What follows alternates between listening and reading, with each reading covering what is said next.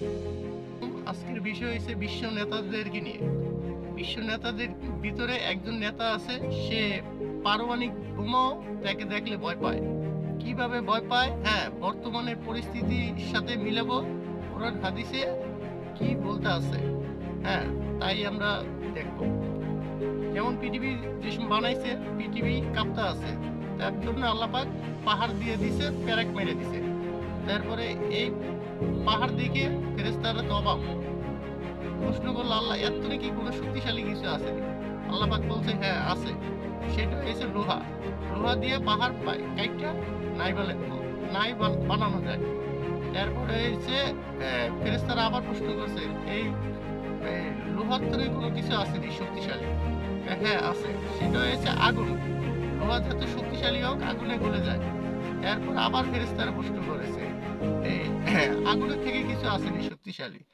তারপরে আল্লাহ পাক বলছে হ্যাঁ আছে, সেটা হয়েছে পানি। পানি দিয়ে আগুন নাই বানানো যায়।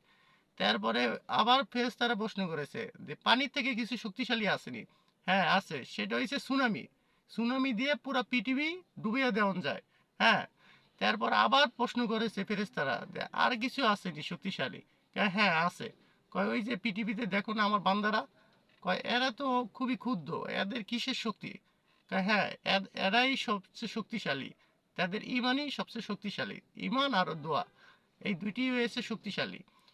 তো এই বর্তমানে দেখেন বিশ্বের পরাশক্তি আপনার আমেরিকা, সে চাইলে ২-৪-১০টাকে নাই বানিয়ে দেওয়া যায়। তার সাথে এত এত অস্ত্র আছে, পারমাণবিক বোমা আছে, মিসাইল আছে, অনেক অত্যাধিক প্রযুক্তি জিনিস আছে তার কাছে। তো এই আমেরিকাকে কোনো কিছুতেই ভয় পায় না ইরান। ইরান তার ইমানি চেতনা নিয়ে, আয়াতুল্লাহ মিনি খামেনি, তাকে আমি জানাই সেলুট। সে যেভাবে যুদ্ধ করে যাচ্ছে, ৫৭টা মুসলিম কান্ট্রি হইয়া, ইনশাআল্লাহ ৫৭টা মুসলিম কান্ট্রি যদি তাকে সাপোর্ট দেওয়ার কথা, কিন্তু তাকে সাপোর্ট সেইভাবে যে পাচ্ছে না। তো আমরা চাই ৫৭টা মুসলিম কান্ট্রি ইরানের প্রেসিডেন্টকে সাহায্য করুক, গোপনীয়ভাবে করুক, প্রকাশ্যভাবে করুক। এমনকি ৫৭টা মুসলিম কান্ট্রির যারা জনগণ আছে, যারা শিল্পপতি আছে, হ্যাঁ, মিলিয়ন মিলিয়ন টাকা আছে, আমি চাই তারা ইরানকে সাহায্য করুক, খাদ্য দিয়ে সাহায্য করুক, বিভিন্ন কিছু দিয়ে সাহায্য করুক গোপনীয়ভাবে। হ্যাঁ, ইরান যেই যুদ্ধটা করতে আছে, এই যুদ্ধটা করণ দরকার মুসলিম দেশের প্রধানরা, তা না করে একজন সিয়া সিয়া পড়তে আছে। তো যাই হোক,